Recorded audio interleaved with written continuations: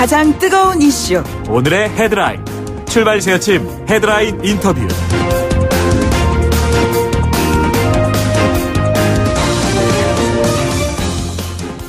네, 최근 청와대 2기 참모진 개편이 있었습니다. 신임 비서실장에 노영민 주중대사가 임명됐습니다. 문재인 대통령이 신임 비서실장에게 첫 주문을 했어요. 이렇게 얘기했습니다. 정책실장뿐 아니라 비서실장도 경제계 인사를 만나는 게 해야 될 일이다. 경제를 강조한 것이죠. 비서실장은 현안 점검에 의해서 고용률 매진에 힘쓰자 이런 얘기를 했습니다. 정치권에서 현 상황을 어떻게 바라보고 있을까요? 1야당의 목소리를 들어보겠습니다. 자유한국당의 정우택 의원을 전화로 연결하겠습니다. 의원님 안녕하십니까? 네, 안녕하십니까? 예, 이른 아침에 연결해 주셔서 감사드립니다. 네. 2기 비서실장이 1기보다 더 나을 것으로 기대하십니까? 일단 새롭게 교체가 됐기 때문에 네네. 일단 기대는 하겠습니다. 예. 다만 지금 문재인 정부에 대해서 이런 국민적 기대와 바람은 실망과 허탈감으로 바뀐 지가 오래됐습니다. 네네.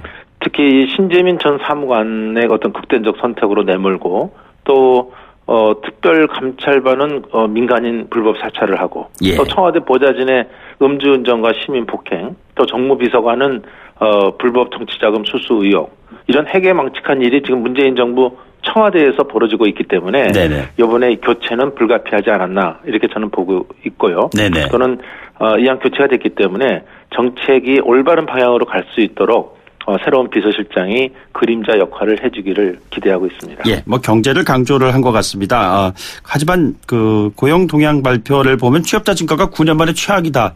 굉장히 좀 안 좋게 나왔습니다. 앞으로 이 경제 문제를 2기 참모진들이 어떤 방향으로 이끌어 나가야 한다고 보시는지요? 이것은 굉장히 중요한 문제인데 네네. 저는 문재인 정부의 정책 기조를 바꾸지 않는 한은 지금 요번에 부총리를 바꿨다고 하지만 네네.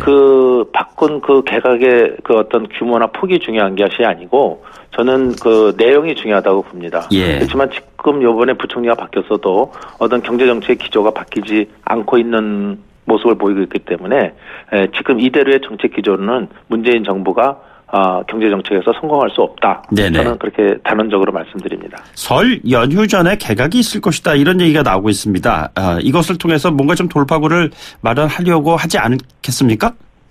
그렇게 하겠죠. 네네. 아무래도 이 설의 민심 동향이라는 게 정치적으로 대단히 중요하기 때문에 그러한 시도는 할 겁니다만은 네네. 아까 말씀드린 대로 그러한 개각이 어떤 규모보다는 내용이 중요하다는 건 다시 한번 말씀드리고 예. 또 문재인 대통령이 이번에 각별히 신경을 써야 될 것은 뭐냐면 소통보다는 불통, 네네. 능력보다는 캠코더 인사를 택할 것인지 네네. 이번에 국민들이 지켜볼 것이다 이렇게 생각합니다.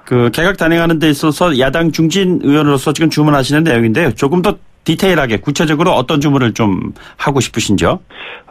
이번에 좀 신년 기자회견이나 이런 걸 통해서 저는 아까 잘 지적을 해주셨는데 이 경제정책의 실패에 대한 질문이 저는 많이 쏟아져 나올 거로 보고 있고요. 네네. 또 아까 지적하신 대로 지난해 취업자 증가폭이 10만 명도 안 되는 9만 7천 명에 머물렀거든요. 예. 이건 2009년 금융위기 이후에 최저치를 기록하고 있고 네네. 또 실업률은 17년 만에 최고치를 기록하고 있습니다. 네네. 따라서 최저임금 인상으로 대변되는 이 소득주도 성장 실패가 네네. 이렇게 민생을 피폐화시키고 있는 주요 요인이라고 저는 생각하고 있는데 네네. 그런 생각을 고칠 의향이 있는지 요거 한 가지가 굉장히 중요하고요. 네네. 또 한 가지는 정부 여당의 친노조 반기업 정서를 벗어나지 않고서는 저는 혁신 성장을 성공할 수 없다고 보고 있습니다. 네네. 따라서 아까 말씀 올린 대로 정책 기조를 바꿔야 되겠는데 대통령 자신이 그런 확신적 의지를 갖고 바꿀 수 있을 것인지 네네. 이러한 것들이 이번에 관심 대상이 아닐까 이렇게 봅니다. 예, 이른바 소득주도 성장에서 혁신 성장으로의 무게중심을 좀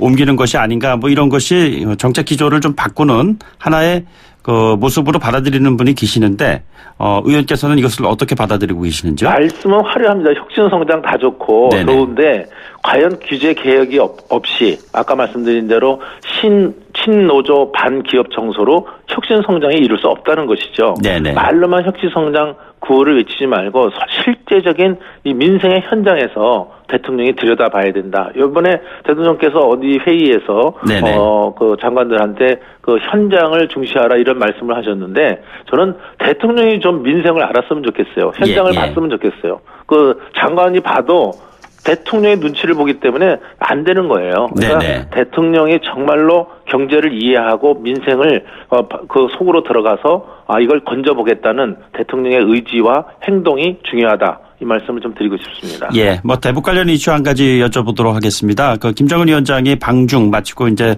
돌아가는데요. 평양으로 돌아가고 있는데 한국당의 입장에서 김정은 위원장의 답방 문제와 관련된 정리가 지금 됐습니까?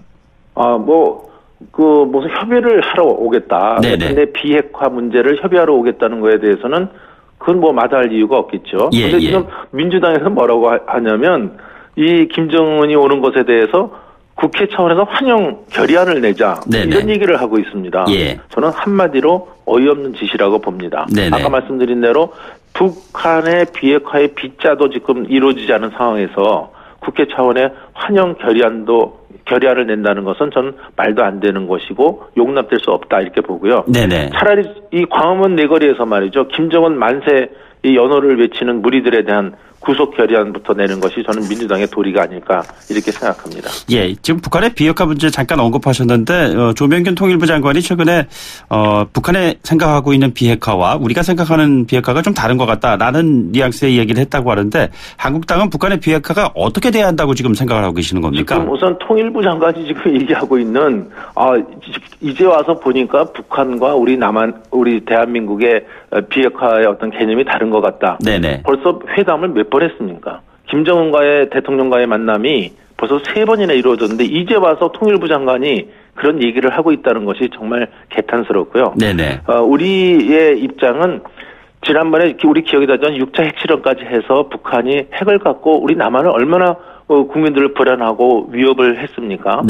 따라서 이 문제에 대해서 북한이 적어도 어떤 로드맵으로 우리가 핵을 폐기 내지는 비핵화하겠다는 얘기를 조금이라도 끌어내야 되는데 한마디도 없이 지금 뭐 북한에다가 소위 남북 협력이라는 빌미를 갖고 돌을 퍼주기를 안달을 하는 이 정부에 대해서 또 북한의 핵을 폐기시키려는 의지가 없는 이 정부로서는 저희들이 신뢰를 가질 수가 없죠. 어떤 행동을 취하더라도 이 점을 대통령이 좀 간파해야 된다 이렇게 보고 있습니다. 알겠습니다.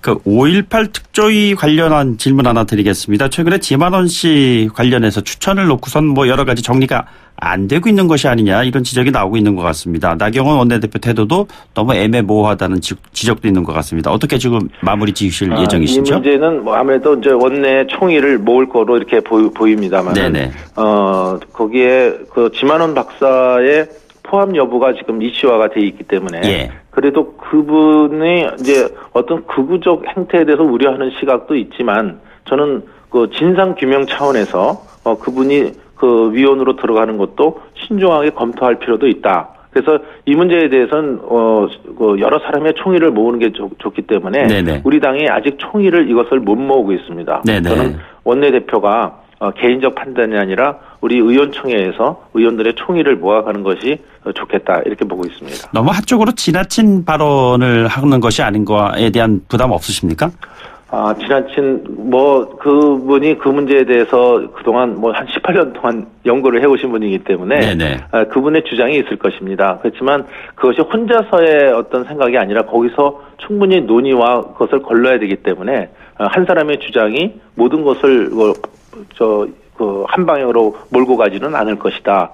이렇게 보기 때문에 한번 이 문제는 저희들이 아까 말씀드린 대로 의원총회에서 충분히 한번 논의할 필요가 있다 이렇게 봅니다.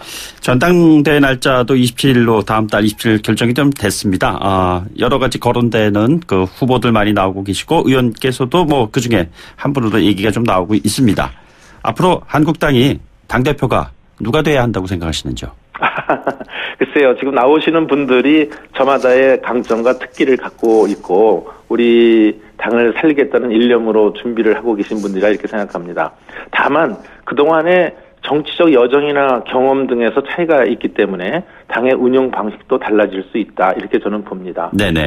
아무리 작은 조직도 리더가 누가 되느냐에 따라서 그 조직의 성쇠가 결정되지 않습니까? 네네. 그래서 이번에는 야당다운 야당의 모습을 갖출 수 있는 사람, 또 보수 대통합을 이뤄나갈 수 있는 여건을 만들어 갈 수 있는 사람, 또 내년에 우리 공천을 통해서 공천혁명을 통해서 정말 공명정대한 공천이 이루어질 수 있도록 모든 욕심을 버리고 오로지 당의 재건에 투신할 사람이 저는 필요하다고 보고 있습니다. 지난번 저희 이 프로에서 어떤 말씀하셨냐면 배가 침몰할 때 먼저 살겠다고 뛰어내렸던 사람들이 원상복귀되니까 또 자기가 올라와서 선장이 되겠다고 한다. 뭐 이렇게 좀 따가운 지적을 하셨는데요. 잔류파가 아니고 사수파다 이런 얘기까지 하셨습니다. 네. 자, 이 부분 생각 여전하신지요? 저는 생각이 변함이 없다고 보고요. 네네. 내년 총선을 성공시키기 위해서는 아까 말씀한 대로 이 당을 지키기 위해서 모든 노력을 했던 분이 나와야 저는 총선에서 승리할 수 있다는 제 정치적 확신과 소신을 갖고 있습니다.